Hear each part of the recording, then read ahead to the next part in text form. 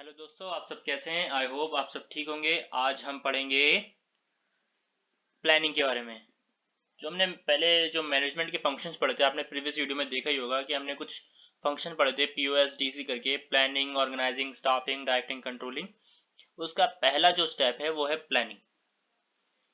और आज हम इसके बारे में डिटेल में पढ़ेंगे। प्लानिंग किस तरह से की जाती है, क्या उसके फीचर हैं, क्या उसकी इम्पोर्टेंस है, क्या उसके लिमिटेशन है, या उसके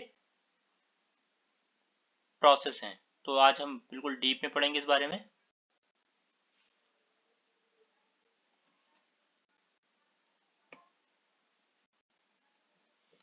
तो चलिए पहले स्टार्ट करते हैं उसके कुछ उसकी डेफिनेशन से और जानते हैं कि प्लानिंग होता क्या है।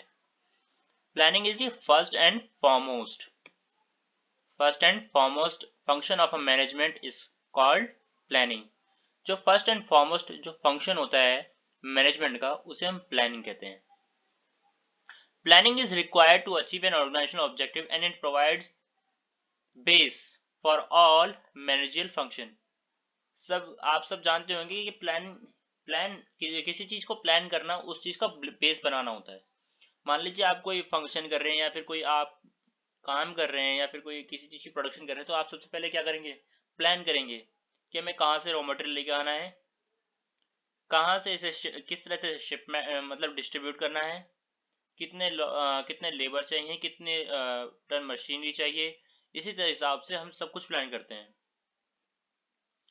तो कुछ यहाँ पर ये जो रेड में लिखी है, ये इसकी डेफिनेशन है। Planning means objective setting objective. जो फर्स्ट स्टेप होता है प्लान का, वो होता है हम उसका उद्देश्य, जो एम होता है, टारगेट होता है, जो हमें अचीव करना होता है, वो सेट करते हैं। जैसे मान लीजिए जो कंपनियां होती हैं वो बड़े बड़े बहुत लंबे समय तक चलती हैं, और तो उन्होंने क्या करते हैं, वो ईयर वाइज ईयर सारे की सबके सब प्लानिंग करते हैं। ईयर वाइज ईयर से मतलब कि वो हर ईयर का एक गोल या टारगेट सेट करते हैं कि हमें इस साल इस टारगेट को पूरा करना है या अचीव करना है। उसे कहते हैं सेटिंग ऑब्जेक्टिव। प्लानिंग का पहला फर्स्ट स्टेप क्या होता है? Setting objective for given time period and formulating the various course of action. Formulating various of course action मतलब ये है इसका कि हमारे पास एक काम करने के ना कम से कम चार या चार से ज्यादा तरीके होंगे। ठीक। इससे क्या होगा कि जो हमें बेस्ट मेथड लगेगा, जिसमें कम से कम वेस्टेज हो, या ज्यादा से ज्यादा हमें मुनाफा हो, यानी कि ज्यादा ज्यादा डिस्ट्रीब्यूशन हो जाए उससे, और कम से कम कॉस्ट लगे, वो वाला हम जो कोर्स ऑफ एक्शन है या ऑल्टरनेटिव है उसे चूज करेंगे। To achieve and selecting the best to achieve and selecting the best alternative, उससे बेस्ट ऑल्टरनेटिव निकालेंगे। Planning is deciding advance. Planning क्या होता है? हम डिसाइड करते हैं एडवांस में what is to be done, कि हमें क्या करना है, what is to be done. It involves the selection of objective. जैसे कि प्लानिंग स्टार्ट होती है इनोवेशन से, कि आपने कोई, मान लीजिए आप कोई न्यू प्रोडक्ट लॉन्च करना चाहते हैं, या कोई न्यू टेक्नोलॉजी है, या फिर कोई न्यू जो न्यू टेक्नोलॉजिकल प्रोडक्ट है वो लॉन्च करना चाहते हैं। तो वो स्टार्ट कहाँ से होता है? एक आइडिया से स्टार्ट होता है, जो बाद में एक ऑब्जेक्टिव बनता है। और मान लीजिए कोई पॉलिसी है, जो जैसे LIC है, LIC कोई प्रोडक्ट बनाती तो है नहीं, वो पॉलिसी बेचती है। उनका जो कारोबार होता है सिर्फ पॉलिसी पे डिपेंड करता है, कि वो जीवन बीमा करते हैं, लाइफ इंश्योरेंस करते हैं, फायर इंश्योरेंस करते हैं, और different procedures and programmes from among alternative. हम जितने भी प्रोसीजर करते हैं या प्रोग्राम्स करते हैं, प्लान के अकॉर्डिंग करते हैं, ताकि हमें उससे क्या हो, बेस्ट ऑल्टरनेटिव मिले। और बेस्ट ऑल्टरनेटिव से क्या करें, हम अपना टारगेट अचीव करें। जैसे कि आप देख सकते हैं, मान लीजिए हमारे पास एक काम है कि हम डिस्ट्रीब्यूशन काम करते हैं। आप ये मान के चलिए हमारा जो बिजनेस है वो है डिस्ट्रीब्यूशन का। ठीक है। अब हमारी कंपनी एक हमें जो भी है सप्लाई के लिए हमें जो है सामान प्रोवाइड कर देती है, रॉ मटेरियल। मान लीजिए हमें रॉ मटेरियल शिफ्ट करना होता है कहीं से कहीं, तो हमारे पास चार तरीके हैं रॉ मटेरियल शिफ्ट करने के। या तो हम उसे बाय रेल रोड यानी कि ट्रेन के थ्रू भेजें, या बाय शिप या हमें आउट ऑफ कंट्री भेजना है, या फिर हमें इंडिया में ही गोवा, मुंबई से गोवा, या फिर ऐसे मान लीजिए जो पोर्ट्स हैं उनके थ्रू बेचना है, या बाय एयर, एरोप्लेन, या बाय रोड। इससे क्या होगा, इससे हमें पता चलेगा कि किसकी कॉस्ट सबसे ज़्यादा है और किस में सबसे ज़्यादा हम जो है प्रोडक्ट को कस्टमर तक पहुंचा सकते हैं ईजिली। जैसे ट्रेन की कॉस्ट ज़्यादा होगी तो हम बाकी तीन में देखेंगे कि हमें सबसे कम किस में पड़ रही है। तो हमारे पास एक काम को करने से कम 4 या 4 से ज़्यादा तरीके होंगे, और हमें उसमें सबसे चूज़ करना है जिसकी सबसे कम कॉस्ट हो, ज़्यादा से ज़्यादा हम एरिया कैप्चर कर सकें, और कम से कम हमारी वेस्टेज हो। तो हम ये तीनों पॉइंट्स नज़र में रखकर अपना कोई बेस्ट ऑल्टरनेटिव चुनते हैं। मान लीजिए हमें जो है बाय ट्रक या बाय रोड हमने सामान पहुंचाना है और सबसे कम कॉस्ट में पड़ रहा है, तो हम बाय रोड ही भेजेंगे। हम फिर इन तीनों को प्लान को हम छोड़ देंगे और मेन फोकस क्या करेंगे, डिस्ट्रीब्यूशन बाय रोड। उसके बाद आते हैं कुछ फीचर्स प्लानिंग के। Planning focus on achieving objective. शुरुआत हम किससे करते हैं, प्लान से करते हैं। और प्लान क्या होता है हमारा, सेटिंग ऑब्जेक्टिव। शुरुआती क्या होता है, जो बेस होता है वो क्या होता है, हमारा ऑब्जेक्टिव सेट करना होता है, और उस ऑब्जेक्टिव के अर्थ गिर्द ही हम प्लान बनाते हैं। मान लीजिए हमारा फोकस पॉइंट क्या है, हमें उस टारगेट को अचीव करना है। या मान लीजिए हमने कोई नई कंपनी खोली है, तो हमारा सबसे मेन फोकस क्या होगा, इस कंपनी को हमें सरवाइव कराना है ताकि ज़्यादा टाइम के लिए टिके। तो हमारा क्या मेन फोकस हुआ, हमें अपनी कंपनी का सर्वाइवल कराना है इस डायनेमिक इन्वायरमेंट में। तो हमारा जो मेन फोकस है वो है survival. Planning is primary function of management. सीधी सीधी बात है, हमने जब सर्वाइवल करना है तो ये तो थोड़ी है कि हम उसे ऐसे छोड़ देंगे, नहीं, हम उसे हर एक स्टेप को प्लान करेंगे। हमें प्रोडक्ट प्लान करना है, मार्केटिंग के बारे में प्लान करना है, फाइनेंस के बारे में प्लान करना है ना। फाइनेंस से मतलब आप बजट समझिए, बजट के बारे में प्लान करना है कि उस प्रोडक्ट को के ऊपर कितनी कॉस्ट आएगी, या फिर किस तरह से जो है लेबर और मशीनरी का कॉम्बिनेशन रखना है कि एक मशीनरी पे कितने लेबर काम करेंगे, या फिर है ना, इस हिसाब से हमें कितनी कैपिटल इन्वेस्ट करनी है। और फिर मार्केटिंग भी आती है, मार्केटिंग में हमें पैकेजिंग से लेकर उस एडवर्टाइजमेंट तक जितना भी खर्चा होता है वो भी देखना होता है। तो प्राइमरी फंक्शन होता है प्लानिंग।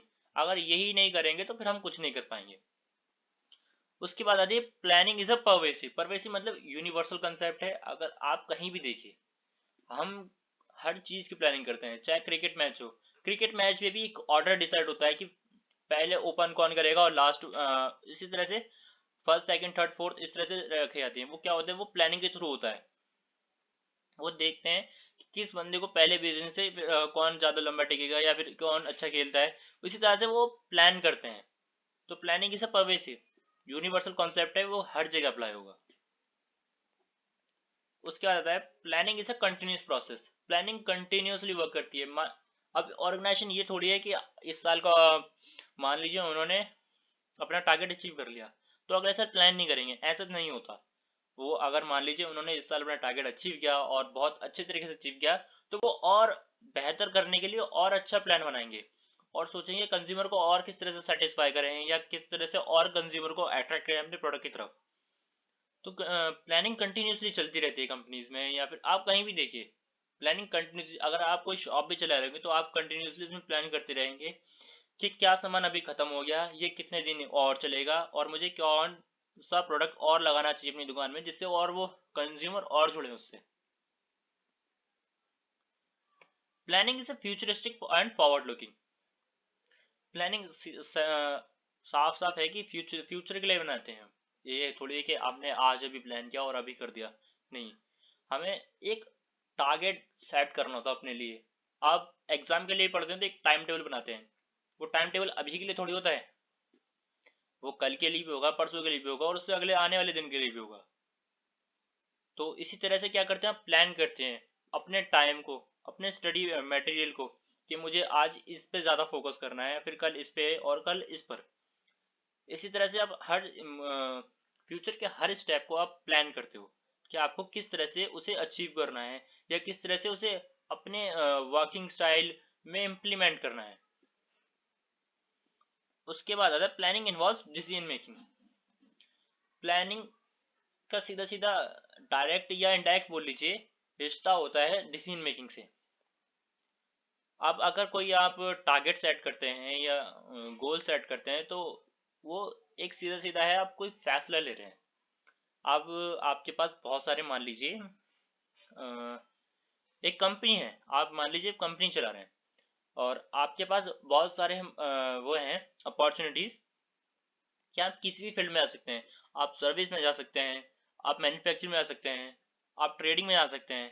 पर आप क्या करेंगे, आप सारे के सारे ऑल्टरनेटिव में देखेंगे कि आपको सबसे ज़्यादा फायदा किस में हो रहा है, सबसे कम डॉक्यूमेंटेशन किस में है, या फिर सबसे ज़्यादा सबसे कम कॉस्ट किस में है, या फिर सबसे कम इन्वेस्टमेंट किस में है। तो आप उस बिजनेस में जाएंगे जिसके या फिर उसमें देखेंगे जिसके पास सबसे ज़्यादा डाटा हो, मतलब डाटा अवेलेबल हो, इजीली अवेलेबल हो, ताकि आपको ज़्यादा छानबीन ना करनी पड़े या आपको इजीली डाटा अवेलेबल हो जाए। तो ये बहुत सारे जब अल्टरनेटिव होंगे तो आपको उनमें से बहुत सारों में से एक को चूज करना होगा। उस उसे चूज उस प्रोसेस को कहते हैं डिसीजन मेकिंग। जिसके सबसे ज़्यादा पॉजिटिव पॉइंट होंगे और जिसके सबसे ज़्यादा नेगेटिव पॉइंट होंगे तो आप किसको चुनेंगे, सबसे ज़्यादा पॉजिटिव पॉइंट वाले को ना। तो वही है decision making. Planning is a mental exercise. अब सीधी सीधी बात है, आप जो भी सोचोगे तो अपने दिमाग से सोचोगे।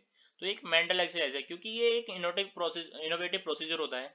कुछ भी प्लान करना, आने वाले किसी चीज को प्लान करना एक मेंटल एक्सरसाइज तो है ही है ही। एक इनोवेशन को भी एक जरिया होता है।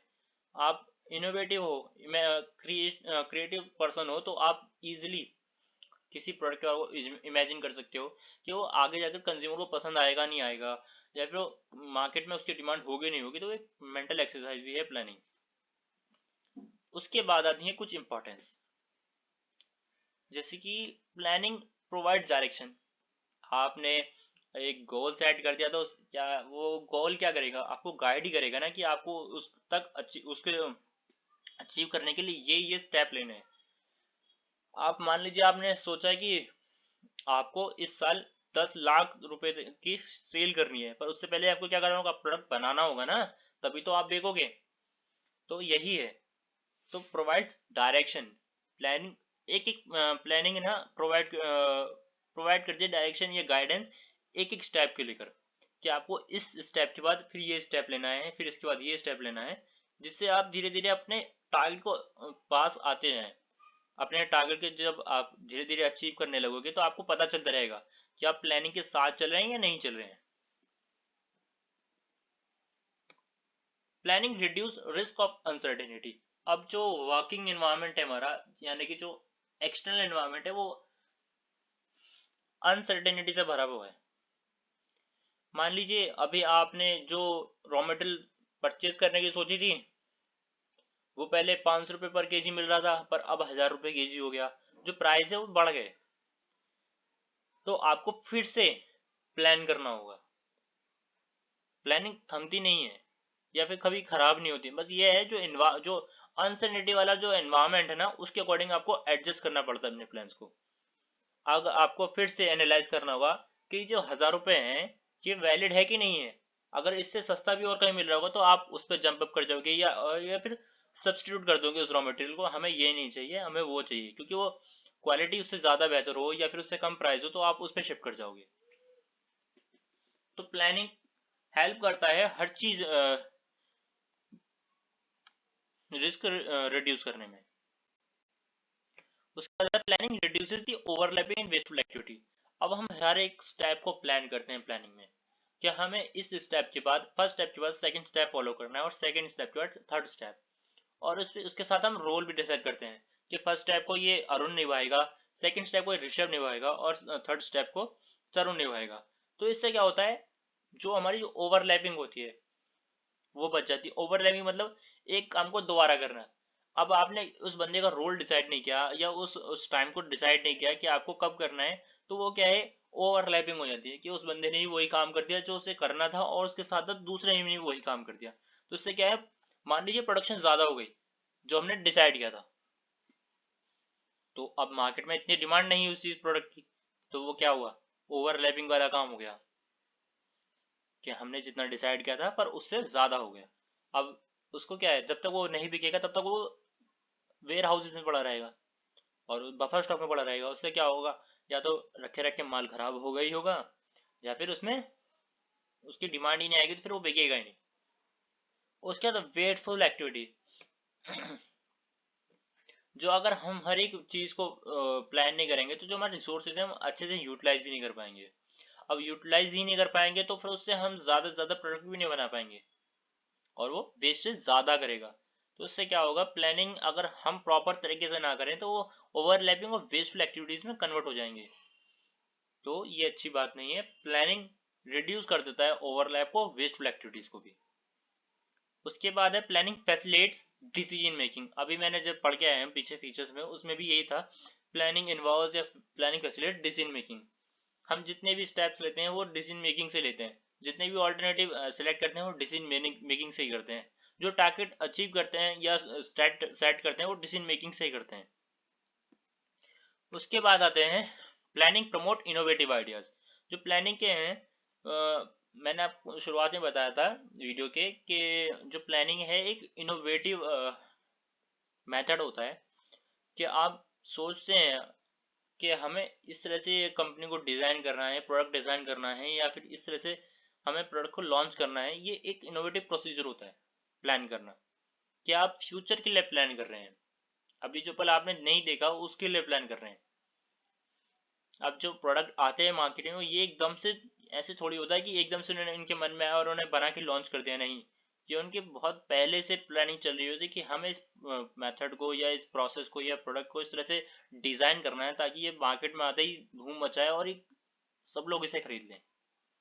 तो प्लानिंग एक इनोवेटिव आइडिया भी होता है। Planning establish standard for controlling. Controlling अभी हमने जो आपको बताए थे फंक्शंस होते हैं मैनेजमेंट के, POSTC, यानी कि planning, organising, staffing, directing, controlling. Controlling is the last step और planning is the first step. Plan मतलब हम हर चीज़ के स्टैंडर्ड यहाँ पे बनाते हैं कि हमें प्रोडक्ट इस तरह का चाहिए, मैनेजमेंट इस तरह का चाहिए, वर्किंग कैपिटल इस तरह की चाहिए। तो यहाँ पे हम स्टैंडर्ड सेट कर देते हैं, रिपोर्ट्स में लिख देते हैं कि हमें इस तरह का सब कुछ चाहिए।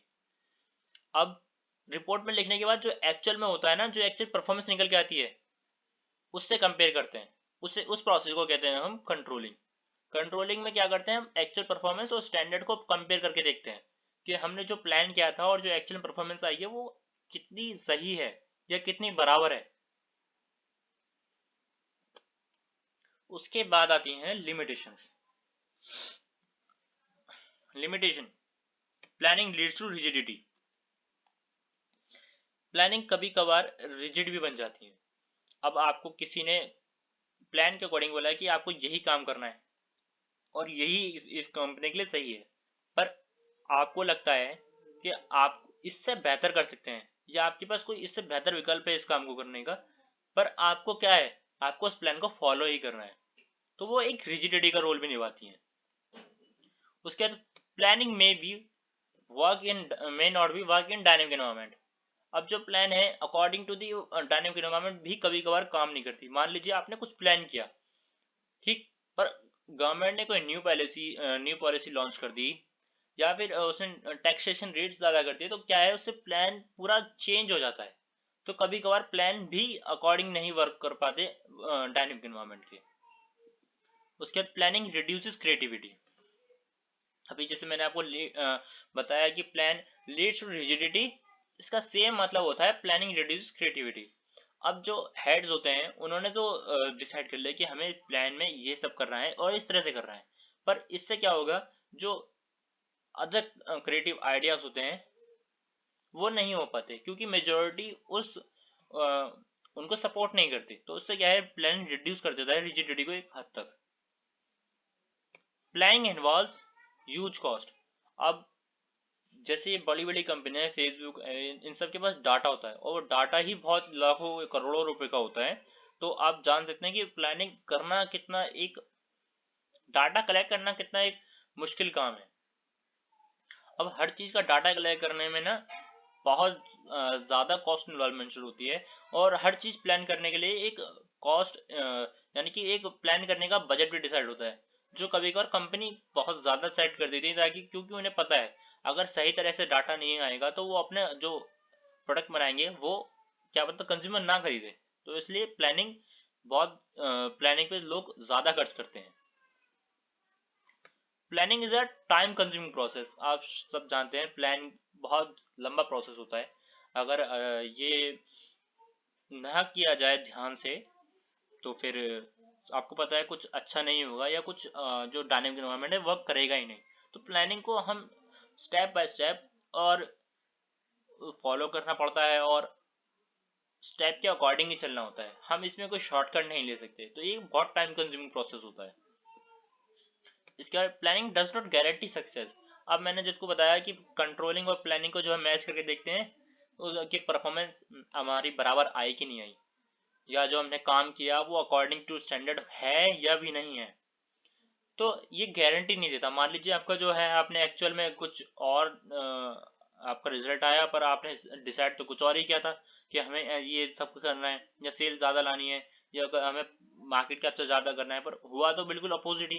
तो प्लानिंग कभी कभार फॉल्स भी निकल जाती है, क्योंकि क्या है कभी कभार डाटा है ना हमारे पास वो कंप्लीट नहीं होता, या फिर वो है डाटा मैनिपुलेशन हो जाती है। तो इस वजह से प्लानिंग कभी कभार फेल भी हो जाती है। तो हर बार plan does not guarantee success. उसके बाद है प्लानिंग प्रोसेस, कि प्लान का प्रोसेस क्या होता है। शुरुआत में हम प्लान के बारे में एक, जिससे हमारा जो फर्स्ट स्टेप होता है टारगेट सेट करना, सेटिंग ऑब्जेक्टिव। अगर हमारे पास टारगेट ही नहीं होगा तो हम किस चीज़ के लिए प्लान करेंगे, है ना। तो प्लानिंग का पहला ही स्टेप होता है सेटिंग ऑब्जेक्टिव। उसके बाद आती है डेवलपिंग अजम्पशंस। डेवलपिंग अजम्पशंस मतलब हम मान के चलते हैं, हम अगर मान लीजिए कोई नई तरह का गेम बना रहे हैं, तो अज्यूम करते हैं कि इसकी मार्केट में डिमांड ज़्यादा होगी, चाहे इस प्रोडक्ट में कॉस्ट कम लगेगी, या फिर हमारे पास इतने अवेलेबल रिसोर्सेज हैं। तो हम सब कुछ अज्यूम करके चलते हैं। ऐसे मैथमेटिक्स में आप अगर आप स्टूडेंट हैं तो आप सबको पता होगा कि मैथमेटिक्स में हम अजम्पशंस बहुत लेते हैं। उस अजम्पशन से ही हम आगे जाकर थ्योरम पढ़ते हैं और उनसे वर्क करते हैं। तो अजम्पशन एक मेजर पार्ट होता है प्रोसेस, प्लानिंग के प्रोसेस का भी। क्योंकि हम अगर अज्यूम जो भी प्लानिंग करते हैं वो हमें तो नहीं पता कि क्या वो फ्यूचर में वर्क करेंगी भी नहीं करेंगी, पर हम सब कुछ एक अजम्पशन के बेस पर लेकर चलते हैं। प्लानिंग भी अजम्पशन के बेस पे ही की जाती है। तो डेवलपिंग अजम्पशन एक मेजर पार्ट होता है। उसके बाद आते हैं आइडेंटिफाइंग ऑल्टरनेटिव। ऑल्टरनेटिव मैंने आपको जैसे अभी बताया था कि हमारे पास एक काम करने के बहुत सारे तरीके होते हैं। हम अभी तो हम क्या करते हैं, लिस्ट बनाते हैं वेरियस पॉसिबल ऑल्टरनेटिव्स की, जिसमें सबसे ज़्यादा पॉइंट होंगे, पॉजिटिव पॉइंट्स होंगे, नेगेटिव पॉइंट्स होंगे, उन सब की लिस्ट बनाते हैं। उसके बाद उन्हें इवेल्युएट किया जाता है। डीप स्टडी की जाती है कि उसमें कॉस्ट कितनी इन्वॉल्वमेंट है, उससे हम कितना ज़्यादा मार्केट कैप्चर कर सकते हैं नहीं कर सकते हैं, है ना, या कितना ज़्यादा जो है रॉ मटेरियल एक बार में सप्लाई कर सकते हैं। तो ये सब एवेल्यूएशन के बाद हम क्या करते हैं, उन्हें सिलेक्ट करते हैं। अब जिसके सबसे ज़्यादा पॉजिटिव पॉइंट या जिसका सबसे ज़्यादा बेनिफिट, उसे सिलेक्ट कर लिया जाता है। ठीक। उसके बाद उस प्लान जो हमने प्लान किया था उस प्लान को क्या करते हैं, इम्प्लीमेंट करते हैं। जो ऑब्जेक्टिव हमने सेट किया था उसे इम्प्लीमेंट किया जाता है। उसके अकॉर्डिंग जो प्लानिंग की थी, पॉलिसीज बनाई थी, स्ट्रेटेजी बनाई थी, बजट बनाए थे, उन सबको एक्चुअल में लाया जाता है, एक्शन में लाया जाता है। उससे क्या होता है, पता चलता है कि हमने जो प्लानिंग की थी, जो रॉ मटेरियल जिससे बनाना था, सब डिस्ट्रीब्यूट करना था, वो सब हम करते हैं। उसके बाद क्या है, follow up action. Follow up action में हम रेगुलर चेक करते हैं कि जो वर्क है वो अकॉर्डिंग टू, चेक तो हम लास्ट में भी करते हैं कंट्रोलिंग की प्रोसेस में, पर यहाँ पर क्या है, रेगुलर चेकअप किए जाते हैं और डेली बेसिस पे चेक किए जाते हैं कि हमें आज कौन सा वर्क करना है, या कौन सा स्टेप लेना है, या कौन सा प्रोसीजर लेना है। इस हिसाब से हम अपने जो है प्लानिंग के प्रोसेस को धीरे धीरे आगे बढ़ाते रहते हैं। तो ये प्लानिंग प्रोसेस है जो कंटिन्यूसली हर कंपनी में वर्क करते रहता है। ये 1 से लेकर 7 तक आता है और फिर ये 1 पे चला जाता है। हर साल ऐसे ही होता है, क्योंकि कंपनी हर साल कोई ना कोई एक ऑब्जेक्ट सेट करती हैं और उसे फॉलो अप करते रहते हैं। उसके बाद चलिए फिर आज के लिए बस इतना ही। आई होप आपको वीडियो पसंद आई हो। वीडियो को लाइक कीजिएगा प्लीज़, और शेयर भी कीजिएगा, और चैनल को सब्सक्राइब भी कीजिएगा। आई होप आपको ये वीडियो हेल्प करे सब कुछ समझने में, और थैंक्स फॉर वॉचिंग।